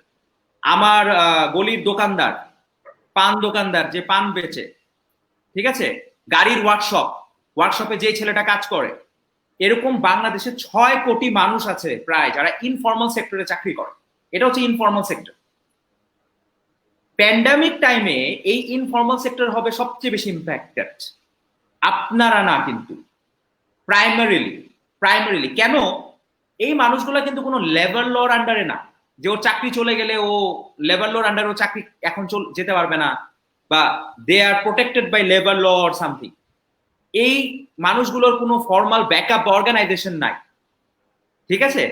সো এই 80%, 6 কোটির মধ্যে 80% মানুষ ধরে নেন এখন জবলেস হয়ে যাবে বা জবলেস হয়ে গেছে অলরেডি। বাট আমাদের জন্য ইম্পর্টেন্ট হচ্ছে ফর্মাল সেক্টর। আপনি একটু ফর্মাল সেক্টরে যদি আসি, হোয়াইট কালার, ব্লু কালার, আমরা তো হোয়াইট কালারের জন্যই আপনারা চাকরির জন্য আপনারা চিন্তা করছেন। এইখানে অ্যাকচুয়ালি কি চেঞ্জ হবে? সি, আমি ফার্স্ট একটু বলি ইন্ডাস্ট্রি ওয়াইজ কি চেঞ্জ হচ্ছে। আপনি যেরকম প্যান্ডামিকে আপনি রেড, ইয়েলো, গ্রিন বলতেছে, জোন ভাগ করে ফেলবে, কোভিড কোথায় বেশি, আপনি সেক্টরগুলোকে 3টা ভাগে ভাগ করে ফেলেন, পুরা ইন্ডাস্ট্রিগুলোকে। রেড জোনে কারা পড়বে একটু চিন্তা করেন। রেড জোনে পড়বে হচ্ছে hospitality industry, hotel, airlines, tourism. হোটেলে কোনো বুকিং নাই, এয়ারলাইন্সে কোনো ফ্লাইট নাই। সো এয়ারলাইন্স কোম্পানি কি করতেছে, আমরা দেখেছি যারা এয়ারলাইন্স বানায়, বোয়িং 2000 এমপ্লয়ি ছাঁটাই করেছে। আমি জানি এখানে লোকালি অনেকগুলো এয়ারলাইন্স কোম্পানি আছে যারা এমপ্লয়ীদেরকে নন পেইড লিভে পাঠাই দিচ্ছে, টাকা দিবে না বাট চাকরিটা আছে। হোটেলগুলোতে কোনো বুকিং নাই। হ্যাঁ, ফ্যাশন এন্ড অ্যাপারেল ইন্ডাস্ট্রি, কাপড়, এই মুহূর্তে মানুষ আসলে কাপড় পরবে কেন? কারণ সে তো বাইরে যাচ্ছে না। এই মোমেন্টে মানুষ যদি চিন্তা করে যে আমি খরচ কমাবো, আমি আননেসেসারি আগে একটা শার্ট কিনলে এখন আমি ফ্যাশনে ফোকাস দিব না, আমি কম শার্ট কিনলে একটা কিনবো, 4টা কিনলে 2টা কিনবো। Red zone, fashion, apparel, event, আগামী 1.5 বছর কোনো ইভেন্ট হবে কিনা, পাবলিক ইভেন্ট। জাস্ট চিন্তা করেন কত ইভেন্ট কোম্পানি আছে বাংলাদেশে। ইভেন্টের head, event manager, coordination officer, creative people for the event. So এই সেক্টরগুলোকে আপনি রেড ফ্ল্যাগ করতে পারেন। সো আপনি আগে বুঝেন যে কোন ইন্ডাস্ট্রিগুলো রেড ফ্ল্যাগ। ইয়েলো ফ্ল্যাগ কারা হবে? ইয়েলো হচ্ছে তারা যারা এই মুহূর্তে খুব সমস্যা আছে বাট ওভারকাম হয়ে যাবে আস্তে আস্তে। রিয়েল এস্টেট কোম্পানি, ফ্ল্যাট বিক্রি এখন জিরো, বাট হয়তো পিক আপ করবে। অটোমোবাইল, গাড়ি এখন কেউ কিনবে না, বাট হয়তো পিক আপ করবে। কিন্তু আপনি জাস্ট চিন্তা করেন, টয়োটার কি ব্র্যান্ড ম্যানেজার আছে না, টয়োটার মার্কেটিং ডিরেক্টর আছে না, বিএমডাব্লিউর আছে, মার্সিডিজ আছে, মিৎসুবিশি আছে, হুন্ডাই আছে, কত কোম্পানি আছে। রিয়েল স্টেট, কতগুলো রিয়েল স্টেট কোম্পানি আছে, আপনি জাস্ট চিন্তা করেন। কনজিউমার ডিউরেবল, আমি জানি একটা পেইন্ট কোম্পানি আছে যাদের 80% ব্যবসা ডাউন, বাট এক সময় তো মানুষ বাসাঘর রং করা শুরু করবে। বাট সো আপনি এগুলাকে একটু রেডিশ, একটু ইয়েলো একটা জোনে আপনি ফেলতে পারেন। কসমেটিক্স, হ্যাঁ। আচ্ছা, এবার দেখেন পজিটিভ বা গ্রিন সেক্টর কোনগুলা, চিন্তা করেন। হেলথ, সামনে হেলথে প্রচুর রিভ্যাম্প হবে, হেলথে প্রচুর ইনভেস্টমেন্ট হবে। হেলথ টেক অ্যাপস বলেন, বলেন, হেলথ টেক আসবে, হেলথ আসবে। Pharmaceuticals company, online education, transform হবে online education. E commerce, agriculture, এগ্রিকালচারে এই যে আমার মনে আছে এসিআই কিন্তু একটা স্যার বিটুবি প্রোডাক্ট লঞ্চ করেছে, ধান কাটার মেশিন। চিন্তা আচ্ছা, করেন, সো ওই ধান কাটার মেশিনটা মার্কেটিং করতে হলেও তো লোক লাগবে। সো এগ্রিকালচারেও কিন্তু এগ্রিটেক বা টেকনোলজির একটা ইনফ্লুয়েন্স আসবে। এমএফএস, নগদ, বিকাশ, রকেট, এমএফএস এর ইন্ডাস্ট্রি গ্রো করবে। অনলাইন ব্যাংকিং, এগুলো গ্রো করবে। দিজ আর পজিটিভ ইয়ে। সো আমি ফার্স্টে আপনাদেরকে একটা সেক্টর ওয়াইজ বললাম, হ্যাঁ। নাও ডেফিনেটলি এখন কোয়েশ্চেন হচ্ছে জব মার্কেটে কি ঘটবে সামনে। আজকে একটা পয়েন্ট বলি এখানে, এটা একটা ব্যাড নিউজ স্যার। এই মুহূর্তে সামনে নতুন রিক্রুটমেন্ট হবে না বাংলাদেশে। ফর্মাল সেক্টরে কি হবে বলি, চাকরি ছাঁটাই বা লে অফ আমাদের এতটা হবে না, ইম্প্যাক্ট হয়তো আমাদের ইউরোপ মার্কেট বা আমেরিকার জন্য ইউরোপটা ইম্প্যাক্টটা যতটুকু ইন্টেন্সিফাইড, আমাদের জন্য হয়তো ওইভাবে এখনো আমাদের হয়নি, এখনো আমরা বুঝতে পারতেছি না। জব লে অফ কিন্তু এখনো ফর্মাল সেক্টর ওইভাবে হয়নি। কিন্তু বিডি জবসে 80% জব পোস্টিং কমে গেছে। 80% is a big number, big number. So যারা আপনারা এখন ফ্রেশ গ্রাজুয়েটস আছেন তাদের জন্য এটা একটা দুঃসংবাদ যে 80% জব পোস্টিং নাই। এখন কোনো আশার বাণী কি আছে? আশার বাণী আপনাকে খুঁজে বের করতে হবে। আজকে কিন্তু একটা বিশাল নিউজ আছে, এটা কি আপনারা জানেন কিনা? দারাজ বাংলাদেশে if I am not wrong 500 কোটি তো মনে হয় দেখলাম, 500 কোটি টাকার ইনভেস্টমেন্ট করবে। If I am not wrong, ভুল যদি না হয় 50 বা 500ই হবে সম্ভবত, আগামী বছর পর্যন্ত তারা বাংলাদেশে এই টাকা ইনভেস্ট করবে। দারাজ 64 জেলায় এক্সপ্যানশনে যাবে, ওদের লজিস্টিক সাপোর্ট বাড়াবে। এবং আপনারা জানেন দারাজ হচ্ছে আলিবাবার ইনভেস্টমেন্ট এন্ড অঙ্গ প্রতিষ্ঠান। এখন দারাজ যদি 500 কোটি টাকার ইনভেস্টমেন্ট করে, অলরেডি করবে, ডিক্লারেশন দিয়েছে, আগামী 1.5 বছরে দারাজ কোম্পানিতে কয়েকটা জব ওপেনিং কিন্তু হবে। এটা কি আপনি মাথায় ভেবে দেখেছেন? মার্কেটিং ম্যানেজার নিবে, কাস্টমার কেয়ারের রিপ্রেজেন্টেটিভে লোক নিবে, ডেটা অ্যানালিস্ট নিবে, কনজিউমার ইনসাইটস অ্যানালিস্ট নিবে, আপনার লজিস্টিক্স ম্যানেজার নিবে, সাপ্লাই চেইন ম্যানেজার নিবে। সো আপনাকে জানতে হবে মার্কেটে কি কি ঘটনা ঘটতেছে। ইনভেস্টমেন্টও কিন্তু আসতেছে। তারা যদি ইনভেস্টমেন্ট করে, আমাদের লোকাল যারা এন্টারপ্রেনার আছে, চাল ডাল অন্যান্য যারা আছে, তারাও তো আজকের ডিল, তারাও তো আমার ধারণা থেমে যাবে না, তারাও চেষ্টা করবে লোক বল বাড়াতে। সো আপনি এটা মাথায় রাখেন। এই যে আজকে অ্যাপোলো ইউনাইটেড নিয়ে এত সমালোচনা হচ্ছে, নতুন হসপিটালের আবির্ভাব হবে, হেলথ সেক্টরে রিভ্যাম্প হবে। দারাজ আজকে 500 কোটি করেছে, আমার ধারণা অন্য ই কমার্স প্ল্যাটফর্ম গুলো সামনে বাড়বে, ঠিক আছে? সো এইটার মানে না কিন্তু যে প্যান্ডামিক টাইম আসছে তার মানে অপরচুনিটি চলে যাবে। অপরচুনিটি কিন্তু আসতেছে। Now you have to look around the opportunity. Number 1 question করেছে একজন যে skill what would be the step to success as a fresher in the job market. আমি একটা কথা স্যারকে বলতেছিলাম ফোনে, আমি এবার এই কথাটা আবারও বলি। প্যান্ডামিক এসেছে, লাইফস্টাইল আগামী 1.5 বছরে চেঞ্জ হচ্ছে, বাট ফান্ডামেন্টালস, স্কিলের ফান্ডামেন্টাল চেঞ্জ হবে না, কনফার্ম থাকেন। ফোন দিয়ে আমাকে ক্যাম্পেইনটা 3টা মার্কেটিং হেডকে বুঝাইতে হয়েছে ওভার দ্য ফোন। প্রবলেম কি হয়েছে দেখেন, আগেও বুঝাইছি, আজকেও বুঝাইছি, আগেও নেগোশিয়েট করছি, আজকেও নেগোশিয়েট করছি। নেগোসিয়েশন আপনারা করতেই হবে।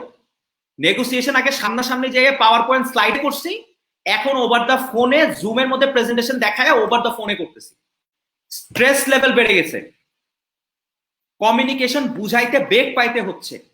সো আপনার যে নেগোসিয়েশন স্কিল আর কমিউনিকেশন স্কিল যেটা আগে দরকার ছিল, ওই দরকার কিন্তু ফুরাবে না, ওই দরকারটা আরো বেড়ে গেল। কেন? প্যান্ডামিকের কারণে আপনি বাসায় বসে অফিস করবেন। আগে আপনি বুঝাইতেন সামনে যে কফি খাইতে খাইতে, হ্যান্ডশেক করতে করতে, আড্ডা দিতে দিতে, হেভি ফান হইতো এন্ড এভরিথিং। আচ্ছা ভাই হয়ে গেল, আপনি আসছেন কষ্ট করে, আচ্ছা প্রেজেন্টেশন দেখলাম, ফাইন। এখন ফোনে তারে বুঝানো, তারে বুঝতে হবে, ভিজুয়ালাইজ করা, আচ্ছা স্লাইড দেখলো, আবার হয়তো জুমের কানেকশন চলে গেল, এটার মধ্যে এই হইলো সেই হইলো। সো আপনার বুঝানোর ক্যাপাসিটি, আপনি ওখানে বসে 1 ঘন্টা টাইম স্পেন্ড করলেন, লাঞ্চ মিটিং করে ফেললেন, বাট এখন জুমে মানুষজন এত মিটিং করতেছে, আপনারা বলবে 10 মিনিটের মধ্যে বুঝাইতে হবে। So you get 10 minutes time to pitch and make him understand over phone. So আপনার নেগোসিয়েশন এবং মানুষের সাথে ইন্টারঅ্যাকশন স্কিল বাড়তে হবে। এটার সাথে সাথে আপনার অ্যাডাপ্টিবিলিটি বাড়াইতে হবে। জুম কলে কিভাবে আমার তাড়াতাড়ি কানেক্ট হইতে হবে। আমার মনে আছে আমি গতকালকেই স্যার, আমি আমার একটা স্ট্যাটাস একটা ছবি দেখছেন মনে হয়, এক জায়গায় গেছিলাম, গ্লোরিয়া জিন্সে গিয়ে একটা টেকওয়ে কাপ কফি নিছি, একটা হেডফোন বসায় গাড়ির মধ্যে মোবাইল খুলে আমি জুম কলে চলে গেছি স্যার, মাস্ক পরে জুম কলে বসে গেছি, 40 মিনিট জুম কল করে আবার গাড়ি চালায় বাসায় চলে আসছি। জিনিসটা আমি যেটা বুঝাইতে চাইলাম যে রিক্রুটমেন্ট কিন্তু হবে, রিক্রুটমেন্ট কিন্তু কোনো কোম্পানি একদম রিক্রুটমেন্ট ফ্রিজ করে ফেলবে না। কারণ at the end of the day মাথায় রাখেন, প্রত্যেকটা কোম্পানি তার প্রোডাক্ট বা সার্ভিস যেভাবে হোক বিক্রি করার উপায় বের করবে। ব্র্যাক ডেরির সাথে কথা হচ্ছিল, তারা নিজেরা হোম সার্ভিস শুরু করে দিছে, চাল ডালের হেল্প নিছে। তো অনেক কোম্পানি আছে যে তারা যখন মনে করছে বিক্রি বাড়ানোর জন্য কি করতে হবে, আচ্ছা মানুষ আসতে পারবে না, মানুষের কাছে চলে যাব। ওয়ালটন ই প্লাজা লঞ্চ করছে, অনলাইন সার্ভিস, অনলাইনে পারচেস করবেন, বাসায় হোম ডেলিভারি দিয়ে আসবো। সো এই যে ক্রিয়েটিভিটি, থিঙ্কিং, অ্যাডাপ্ট করা, নতুন ইয়ের সাথে কমিউনিকেশন চেঞ্জ করা, এই জিনিসগুলো কিন্তু চেঞ্জ হবে না, এই জিনিসগুলো থাকবে। হ্যাঁ, রিক্রুটমেন্ট যদি 4 জন করতাম, রিক্রুটমেন্ট এখন 2 জন করবে। তো আপনার কম্পিটিশন কিন্তু বেড়ে গেল। আমি আপনাদের কোনো মিথ্যা আশা দিব না, আমি আপনাদেরকে বলবো কম্পিটিশন বেড়ে গেল, কারণ স্কোপ কমে গেল। কিন্তু এখন 80% জব পোস্টিং কমে গেল, রিক্রুটমেন্টের স্কোপ কমে গেল। তার মানে হচ্ছে আগে যদি 10টা জব ওপেনিং এ আপনাকে ফাইট করা লাগতো, এখন হয়তো 2টা জব ওপেনিং এ আপনাকে ফাইট করা লাগবে। সো কম্পিটিশনটা tough. So tough competition requires a separate strategy. The strategy is আপনার কমিউনিকেশন স্কিল, আপনার স্কিলগুলোকে, আপনার সোশ্যাল মিডিয়া ব্র্যান্ডিং এর প্রেজেন্সটাকে আরো ইন্টেন্সিফাইড করা, রাইট পারসনের সাথে কানেকশন বাড়ানো, লিঙ্কডইনে খুব অ্যাক্টিভ থাকা, কোথায় জব ওপেনিং হচ্ছে। কিছু কিছু ক্ষেত্রে আপনি একটা কাজ শুরু করে দিতে পারেন, অনেক কোম্পানি ফুল টাইম দিবে না, বলবে আমি ফ্রিল্যান্সার খুঁজবো। আপনি ফ্রিল্যান্সার কম টাকায় শুরু করে দেন, বসে থাকার কোনো মানে নাই, you just started. So sir প্যান্ডামিকে আমি যদি সাম আপ করি পুরো জিনিসটা, সেক্টর গুলাকে রেড, ইয়েলো, গ্রিন বলে দিলাম। সো আপনারা বুঝে নেন যে ফিউচারে কোন সেক্টর গ্রো করবে, ওই সেক্টর গুলো নিয়ে স্টাডি করা শুরু করে দেন। এখন অনেক সার্টিফিকেট আছে, ই কমার্সে অনেক সার্টিফিকেশন আপনি লিঙ্কডইন থেকে নিতে পারবেন, ওগুলো স্টাডি করে দেন। যেগুলো ইয়েলো জোনে আছে ওগুলাও স্টাডি করেন, নিজে নিজে ক্রিয়েটিভ থিঙ্কিং করেন যে ইয়েলো জোনকে আপনি কিভাবে গ্রিন জোনে নিতে পারেন, ইন্টারভিউ বোর্ড এটা আপনাকে হেল্প করবে। থার্ড হচ্ছে কম্পিটিশন অনেক বাড়ছে, ফান্ডামেন্টাল যেগুলো আছে ওগুলো চেঞ্জ করেন না। মানুষ যে বলছে কমিউনিকেশন স্কিল বাড়াইতে হবে, নেগোসিয়েশন স্কিল বাড়াইতে হবে, প্ল্যানিং স্কিল বাড়াইতে হবে, এই জায়গায় কোনো কম্প্রোমাইজ বা স্যাক্রিফাইস করতে পারবে না। এখন সাব্বির নাসির ভাই একটা কথা বলছে, স্বপ্নের গ্রোথ 400-500% বেড়ে গেছে। মানুষ আগে একটা প্রোডাক্ট কিনলে স্বপ্নে এখন 400 গুণ বেশি প্রোডাক্ট কিনতেছে, মানুষ বেশি বাজার করতেছে। প্রবলেম কি, আগে মানুষ সিস্টেম দিয়ে পুরো সাপ্লাই চেইন ম্যানেজ করতো, এখন সাব্বির ভাই বলছে সিস্টেম দিয়ে তো হবে না, বিকজ আমার সিস্টেম তো এই ক্রাইসিসের জন্য রেডি ছিল না।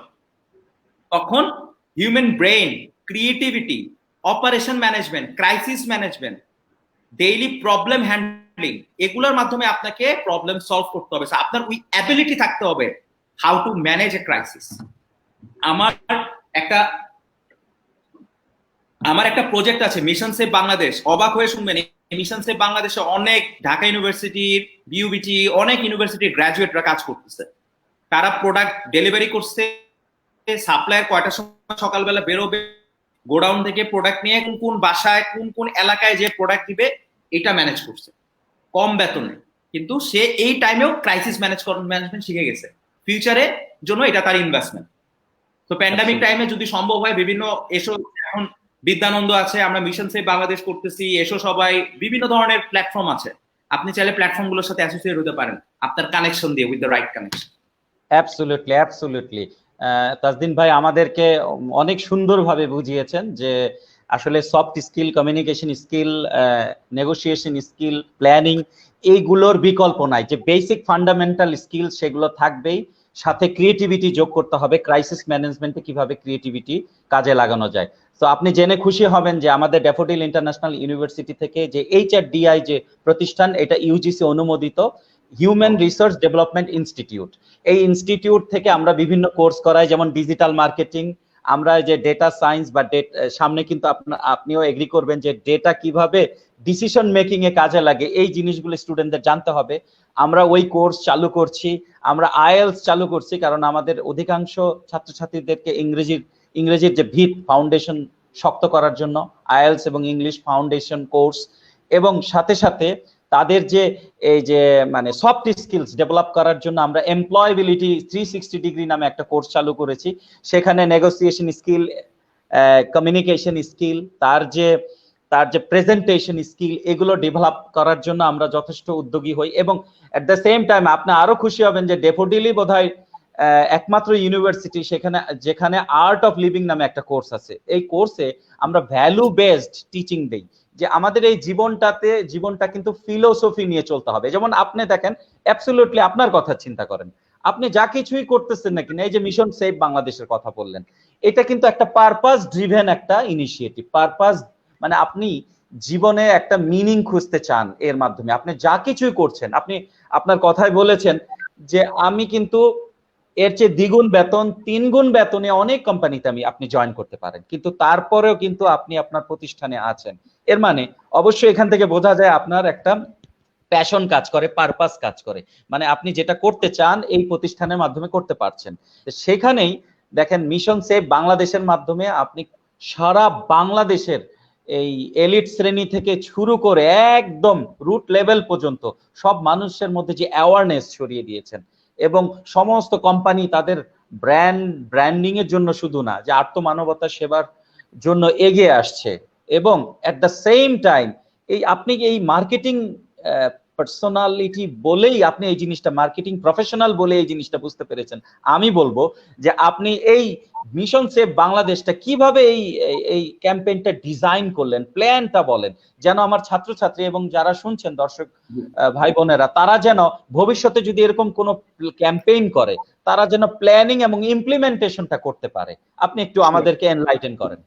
জি স্যার, বেসিক্যালি একটা রিপোর্ট এসেছিল যখন আমরা লকডাউনে যাব, যে এরকম বরিশালের এক রিক্সাওয়ালা বলছিল যে 70 টাকা জমা দেওয়ার পরে তো আমার আর কিছু থাকে না, এখন আমি যদি রিক্সা নিয়ে না বেরোতে পারি এই লকডাউন টাইমে বাসা থেকে, আমার সংসার কিভাবে চলবে।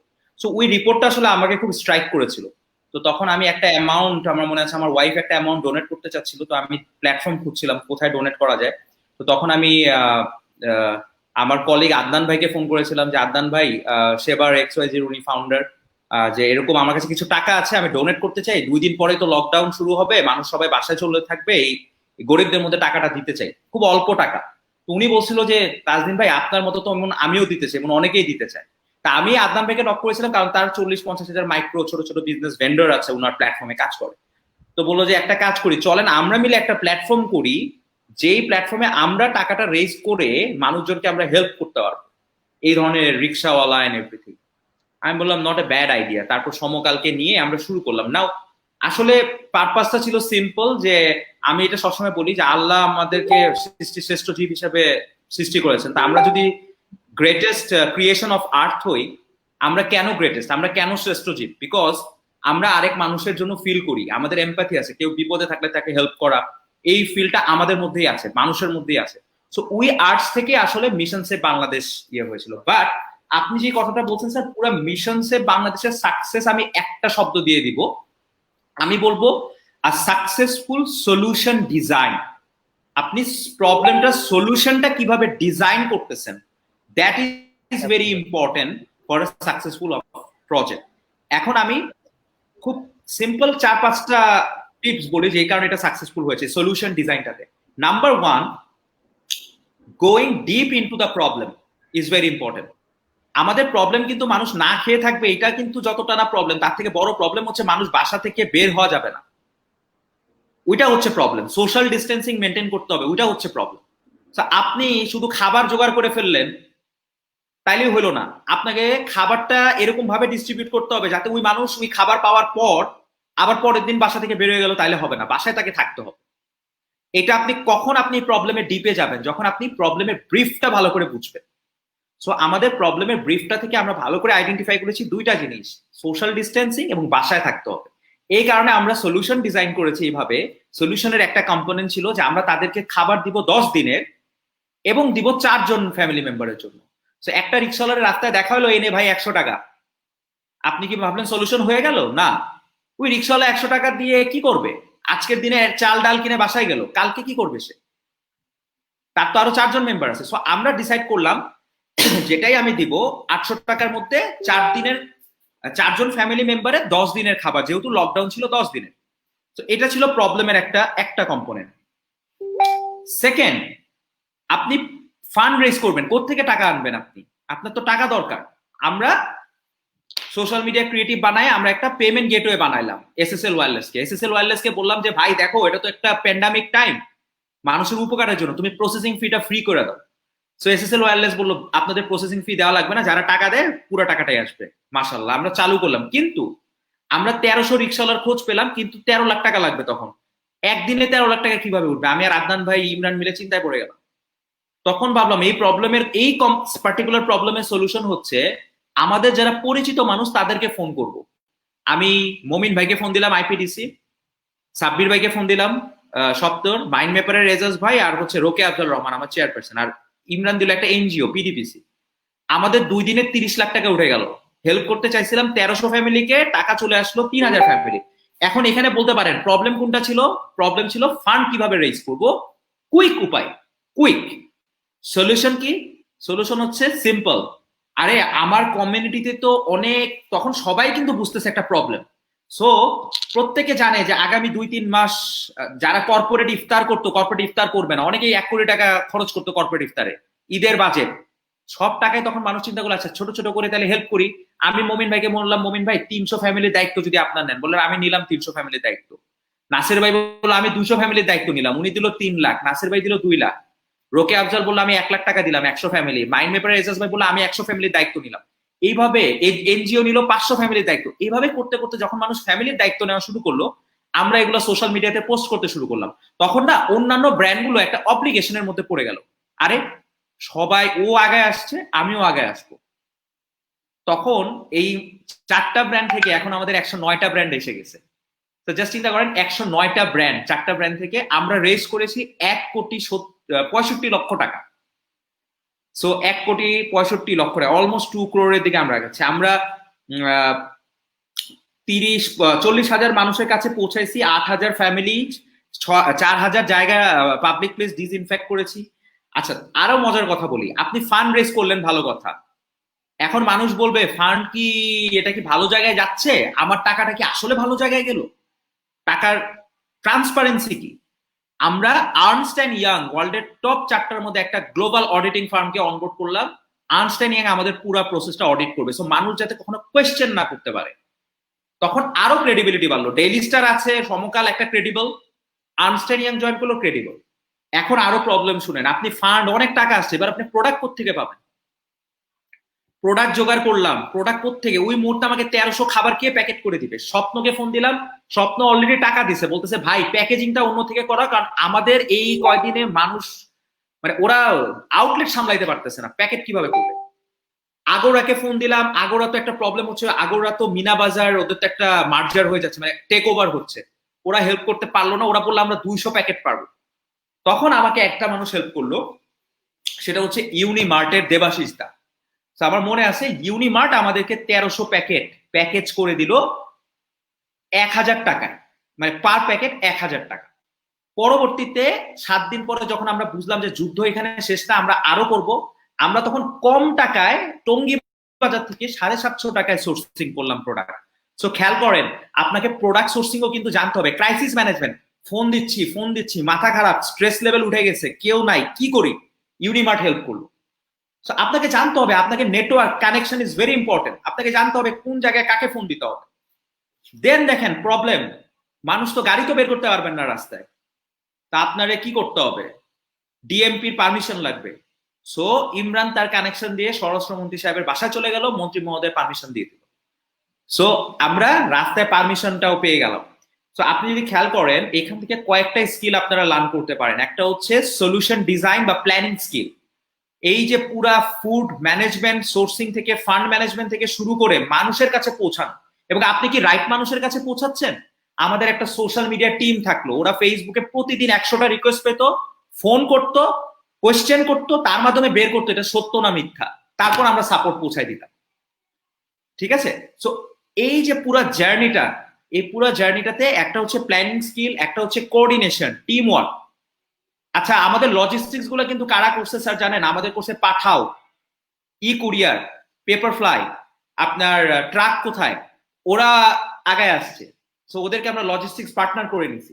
সো ভলেন্টিয়ার গ্রুপ, মাস্তুল ফাউন্ডেশন, নিজের বলার মতো একটি গল্প, ওরা আগায় আসছে, আমরা ওদেরকে দিয়ে ভলেন্টিয়ার ইয়েগুলো করাইছি। সো আমরা না, এখানে আরেকটা কথা আছে, কোলাবোরেশন, থার্ড স্কিল যেটা আপনাকে জানতে হবে, এই মোমেন্টটা কম্পিটিশনের মোমেন্ট না, কোলাবোরেশনের মোমেন্ট, কোথায় কার সাথে কোলাবোরেট করতে হবে। So planning, collaboration, adaptability, teamwork, and finally 5 number leadership during crisis. আমি ইমরান আদনান ভাই যে লিডারশিপ দিচ্ছি জিনিসটা তা না, ওই যে যেই লোকটা খাবারটা নিয়ে আপনার ইয়েতে চলে গেছে, লেটসে বিজয়নগর চলে গেছে, লেটসে শ্যামলী চলে গেছে, যাওয়ার পরও মানুষের হেল্পের জন্য খাবার নিয়ে গেছে, ওই মানুষ আবার বসে দেরি করছে কেন খাবার নিয়ে আসতে, তারপরও যে মাথা ঠান্ডা রেখে খাবারটা ডেলিভারি করছে, এটাই হচ্ছে লিডারশিপ। যখন বলছি যে না ভাই এখন সিলেট যাইতে হবে, এখন নওগাঁ, আজকে পিরোজপুর, কালকে কিশোরগঞ্জ, পরশুদিন নীলফামারী, তারপরের দিন খুলনা, কখনো না করেনি আমাদের ভলেন্টিয়াররা, চলে গেছে। This is leadership.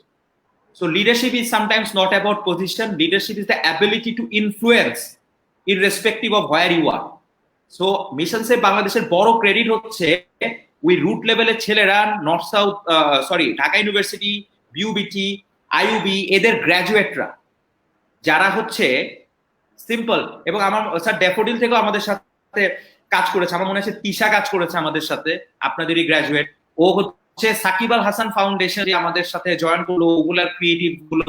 এবং আমি বলবো ইয়াং ছেলেরা কিন্তু আর মজার কাজ করেছে, বাসায় বসে আমাদের জন্য ক্রিয়েটিভ পোস্ট বানাই দিছে, ভিডিও বানাই দিছে, ক্যাপশন বানাইছে। সো সবাই বাসায় বসেও মানুষ যুদ্ধে অংশগ্রহণ করছে, পার্টিসিপেট করছে। So I think this are actually sir, this is how mission save Bangladesh অনেক প্ল্যাটফর্মে কাজ করতেছে, বিদ্যানন্দ অ্যামেজিং কাজ করতেছে। আমরা mission save Bangladesh scale up করিনি, কিন্তু আমরা হচ্ছে মিডল ক্লাস ফ্যামিলিদের পাশে দাঁড়িয়েছি, সেক্স ওয়ার্কার, মিউজিশিয়ান, এসএমই, এ ধরনের অনেক মানুষদের পাশে আমরা we stand by. So this is how mission save Bangladesh actually make a mark in this year. আপনার এই contribution to society, to the nation, তার জন্য salute salute salute. Thank you sir. আপনার মতো করে, কারণ এই কাজ তো আপনি শুরু করেছেন বলে অন্যরা অনেকেই এগিয়ে এসেছে, কিন্তু কেউ না কেউ, কাউকে না কাউকে মশাল হাতে নিতে হবে, তাই না? সেই কাজটি আপনি করেছেন, আদনান ভাইরা করেছে। সো এখান থেকেও আমরা আমার ছাত্র ভাই বোনদের বলছি যে কোলাবোরেশন ইজ ইম্পর্টেন্ট। ক্রাইসিস ম্যানেজমেন্টে যে কোলাবোরেশন এবং ক্রিয়েটিভিটি খুব ইম্পর্টেন্ট।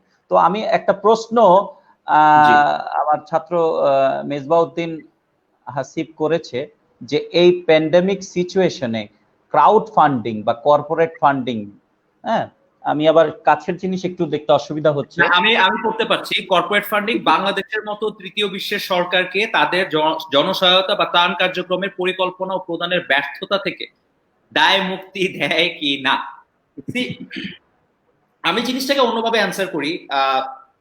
এটা শুধু বাংলাদেশ না, আপনি যদি ফার্স্ট ওয়ার্ল্ড কান্ট্রির দিকেও তাকান, ফার্স্ট ওয়ার্ল্ড কান্ট্রি, আমি একদম আপনাকে বলি, হার্ভার্ডের রিসার্চ আছে এই প্যান্ডামিক টাইমে, হার্ভার্ডের রিসার্চ আছে 88% মানুষ বিলিভ করে, 88% মানুষ বিলিভ করে যে সরকার থেকে, গভর্নমেন্ট থেকে brand play a bigger role in terms of showing empathy, in terms of stand by the people during this pandemic. So globally, কনজিউমাররা গ্লোবালি যারা হচ্ছে অডিয়েন্স তারাও বিলিভ করে যে ব্র্যান্ডের বা প্রাইভেট কোম্পানির একটা বিশাল রেসপন্সিবল রোল হচ্ছে মানুষের পাশে দাঁড়ানো। এখন নাও কামিং ব্যাক টু ইয়োর আমাদের দেশের গভর্নমেন্ট কিন্তু কাজ করেছে, ত্রাণ দিয়েছে। প্রবলেম কোথায় হয়েছে? ত্রাণটা হয়তো প্রপার জায়গাতে গিয়ে পৌঁছায়, ওইখানে সমস্যা হয়েছে, ম্যানেজমেন্টে প্রবলেম হয়েছে। গভর্নমেন্টের হয়তো আন্তরিকতার কোনো ভুল ছিল না, কিন্তু এটা যেই জায়গাতে গিয়েছে রুট লেভেলে, ওইখানে গিয়ে দেখা গেছে যে আমরা জানি, সবাই রিপোর্ট করেছে যে চাল চুরি খুব ফেমাস হয়ে গেছিল, চাল চুরি। এবং গভর্নমেন্ট থেকেও কিন্তু বিশাল নির্দেশনা গেছে যে চাল চোরদেরকে সবচেয়ে বেশি পানিশমেন্টের আন্ডারে আনা। So that was a mismanagement which needs to B corrected. But আমি মনে করি প্রাইভেট কোম্পানিগুলোর একটা রোল থাকে। এখন ফর এক্সাম্পল দেখেন, গভর্নমেন্টেরও কিন্তু একটা রোল আছে, গভর্নমেন্টের সব জায়গায় ধরেন নেটওয়ার্কিং আছে, বাট প্রাইভেট কোম্পানিরও কিন্তু একটা রোল আছে। যেমন গ্রামীণ ফোন, আপনি গ্রামীণ ফোনে যখনই আমি আপনারে ফোন দিব, মেসেজ ভাইসা উঠে হাত ধোন হাত ধোন হাত ধোন। তাহলে গ্রামীণ ফোনের এই রোলটা তো গভর্নমেন্ট করতে পারবে না, এটা তো গ্রামীণ ফোনই করতে হবে। তো আপনি যদি বলেন গভর্নমেন্ট কেন ব্যবস্থা নিচ্ছে না, এটা গ্রামীণ ফোন তার জায়গা থেকে ব্যবস্থা নিচ্ছে, যাতে মানুষকে, আমি আপনাকে ফোন দিলে বেজে উঠবে, আপনি বাসায় থাকুন, বেরোবেন না, মৃত্যু আজকে 35টা ছড়িয়ে গেছে, এই যে ইনফরমেশন। স্বপ্ন কেন স্বপ্ন প্যাক লঞ্চ করেছে? স্বপ্ন প্যাক লঞ্চ করেছে যাতে গভর্নমেন্ট একা কুলায় উঠতে পারতেছে না, যাতে স্বপ্ন এখানে গভর্নমেন্টের সাথে একটা কোলাবোরেশনে আসতে পারে। সো আমি বলবো দায় মুক্তি না, এটা একটা রেসপন্সিবিলিটির জায়গা। ডেফিনেটলি গভর্নমেন্টের লার্নিংটা হচ্ছে এই ধরনের ক্রাইসিসে নেক্সট টাইমে আরো বেশি স্ট্রাকচার্ড অ্যাপ্রোচ থাকতে হবে টু ফেস দিস প্যান্ডামিক। ধন্যবাদ তাজদিন ভাই। আমরা অনুষ্ঠানের শেষ পর্যায়ে এসে পড়েছি। আমরা ছাত্রছাত্রী ভাই বোনদের উদ্দেশ্য করে বলছি যে এই সেশন থেকে আমরা যে টেক আউটটা নিলাম সেগুলো তোমরা নিশ্চয় নোট ডাউন করেছো। আমি শেষ মুহূর্তে কিছু কথা শেয়ার করতে চাই যে এই সময়ে আমাদের মানসিক স্বাস্থ্যটা মানে সুস্থ রাখার দিকে নজর দিতে হবে। মানসিকভাবে যেন আমরা হার মেনে না নেই অথবা মন খারাপ না করি।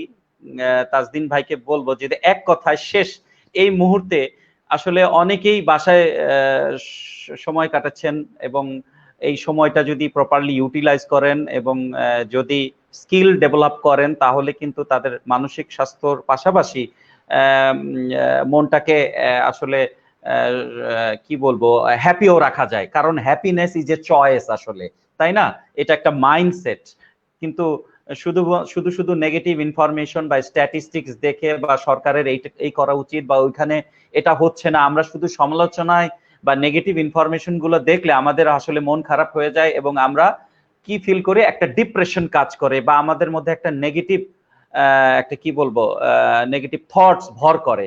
সো তখন আমরা অনুৎসাহিত হই এবং সবসময় সোশ্যাল মিডিয়াও আমরা দেখি যে সবাই যে যার মতো নেগেটিভ কমেন্ট করে। তো এই মুহূর্তে মানসিক স্বাস্থ্য রক্ষার জন্য আপনি কি বলবেন? আসলে যারা কর্পোরেটে চাকরি করে অনেকেই অফিসে যাচ্ছেন, কিন্তু মানসিক স্বাস্থ্য বজায় রাখাও কিন্তু একটা সুস্থতার লক্ষণ। বিকজ আমরা বলছি নিউ নর্মাল, কিন্তু আমি আপনার সাথে শেয়ার করেছিলাম যে মোবাইল ফোন, আমরা স্মার্টফোন এই ইউজ করতে করতে এখন আমি মনে করেন প্রায় 14-15 ঘন্টা কাজ করি শুধু মোবাইল ফোনে। এখন বাসার ফ্যামিলি মেম্বার বলে যে তুমি তো অ্যাবনর্মাল হয়ে যাচ্ছ, অথচ তাকে বোঝাতে পারছি না আসলে আমি কাজই করছি।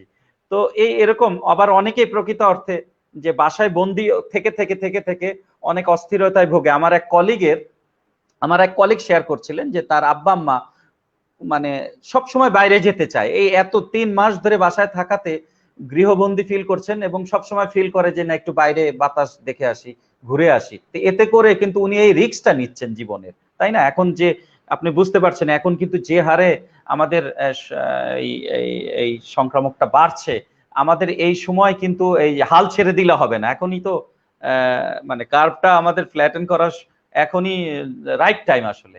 আপনি যদি অল্প কথায় আমরা শেষ করে দিব। স্যার আমার কাছে মনে হয় স্যার ডেফিনেটলি আমার কাছে হচ্ছে কাজের স্ট্রেস অনেক বেড়ে গেছে। অফিসই বেটার, বিকজ আপনি যখন অফিসে থাকতেছেন, অফিসের কাজ করতেছেন, অফিস থেকে যখন বাসায় আসতেছেন আপনি বাসায় টাইম দিচ্ছেন। এখন যেটা হচ্ছে মানে না অফিস হচ্ছে না বাসা হচ্ছে, একটা কেওটিক সিচুয়েশন, ম্যাচ হয়ে যাচ্ছে আর কি, বেরোতেও পারছেন না। আমি যেটা করি সিম্পল, আমার কাছে মনে হচ্ছে আমি নেটফ্লিক্স সাবস্ক্রাইব করা আছে, হইচই সাবস্ক্রাইব করা আছে। আমি খুব ইয়ে আর কি একটু এন্টারটেইনিং কন্টেন্ট গুলো দেখার চেষ্টা করি, হিউমার যেগুলোতে আসে। So you get humour. বায়োস্কোপে যে আমি সাকিব খানের মুভিও দেখি, সত্য কথা, হ্যাঁ, যে বাংলা মুভিও দেখি, যে I need some humour at least, হাসলাম কিছুক্ষণ। হ্যাঁ, সো আসলে তো অপশন তো ঘরের ভিতরেই ইয়ে করতে হবে। তো সেকেন্ড হচ্ছে আমার চেষ্টা করি আমার মেয়েকে টাইম দেওয়ার জন্য, ফ্যামিলিকে টাইম দেওয়ার জন্য, ঠিক আছে, যতটুকু দেওয়া যায়। আর আরেকটা জিনিস আমাকে আসলে ব্যস্ত রাখে অফিস। আমার কাছে মনে হচ্ছে যে এটাও ভালো যে অফিসের মধ্যে ব্যস্ততাটা থাকে, বাট তারপরেও আমি বলবো রুফটপে ছাদে গিয়ে হেঁটে আসা, বারান্দায় যাওয়া, মানে যতটুকু এর মধ্যে স্যার থাকা যায়। বাট একটাই বলবো যে হিউমার রিলেটেড কন্টেন্ট যত কনজিউম করবেন স্বাস্থ্য ভালো থাকবে। আমি এই জন্য বায়োস্কোপ, নেটফ্লিক্স, হইচই বিভিন্ন কন্টেন্ট আমি সাবস্ক্রাইব করি। আমি এই হিউমার রিলেটেড কন্টেন্ট গুলো আমি নেই। I feel good, simple. Absolutely, অসংখ্য ধন্যবাদ। আমি সবাইকে বলবো আপনারা একটু বই পড়ারও অভ্যাস করতে পারেন। এইটা কিন্তু রাইট টাইম, মানে একটু go through all the great books, বিভিন্ন, যদি আপনার বই পড়ার অভ্যাস থেকে থাকে। তো তাজদিন ভাই, আপনাকে অজস্র ধন্যবাদ আমাদেরকে সময় দেওয়ার জন্য। আপনার যে মূল্যবান সময় প্লাস জ্ঞানগর্ভ যে নলেজ শেয়ারিং, এখান থেকে আমরা দর্শক বৃন্দরা অনেক অনেক কিছু লার্ন করতে পেরেছে। আসলে আপনি যেটা বলেছেন, কোলাবোরেশনের বিকল্প নাই, ক্রিয়েটিভিটিরও বিকল্প নাই। এই মুহূর্তে প্যান্ডেমিক সিচুয়েশনে আমাদের যে যা যা করতে হবে, আপনি নেটওয়ার্কিং এ জোর দিয়েছেন, রিলেশনশিপের কথা বলেছেন, আপনি বলেছেন যে চাকরির বাজার সীমিত হলেও নিজেকে যোগ্য করে তুলতে হবে, কম্পিটিশনটা বুঝতে হবে। এখন মার্কেটিং এর যে গুরুত্ব সেটাও বুঝতে হবে, যে একজন মার্কেটিয়ারই সবচেয়ে ভালো বোঝে যে উনি নিজের পার্সোনাল ব্র্যান্ডিং কিভাবে করবে এবং সোশ্যাল মিডিয়াতে কিভাবে নিজেকে উপস্থাপন করতে হবে। এই সোশ্যাল মিডিয়া কিন্তু একজন মানুষের পার্সোনালিটি, সেটাও কিভাবে ছাত্রছাত্রীরা লিঙ্কডইন প্রপার ইউজ করে সেটাকে কিভাবে নিজেকে ব্র্যান্ড করতে পারে, তাই না? আমাদের ডেফোডিলে একমাত্র বিশ্ববিদ্যালয়, আপনি জেনে খুশি হবেন যে এখানে আমরা ছাত্রছাত্রীদেরকে ভিডিও রেজিউমে করা শেখাই। ভিডিও রেজিউমে হচ্ছে 3 মিনিটে সে নিজেকে উপস্থাপন করবে, তার স্কিলস, তার অ্যাবিলিটিস, তার অ্যাচিভমেন্ট, বিশেষ করে তার যে ইউনিভার্সিটি লাইফে বিভিন্ন প্রোগ্রামের সাথে জড়িত থেকে সে যে অ্যাচিভমেন্ট গুলো অর্জন করে, হ্যাঁ, বিভিন্ন কম্পিটিশন, বিভিন্ন প্রোগ্রামে বা বিভিন্ন এক্সট্রা কারিকুলার অ্যাক্টিভিটিস করে সে যে achievement, leadership skill, communication skill, creativity বা যে কোলাবোরেটিভ স্কিল বা ক্রিটিক্যাল থিঙ্কিং স্কিল সে যে অর্জন করে, সেই গল্পটা, সেলস স্টোরিটা সে সাজিয়ে 3 মিনিটে ভিডিও রেজিউমের মাধ্যমে উপস্থাপন করে, এবং প্রত্যেকটা ছাত্রছাত্রীর জন্য এটা ম্যান্ডেটরি।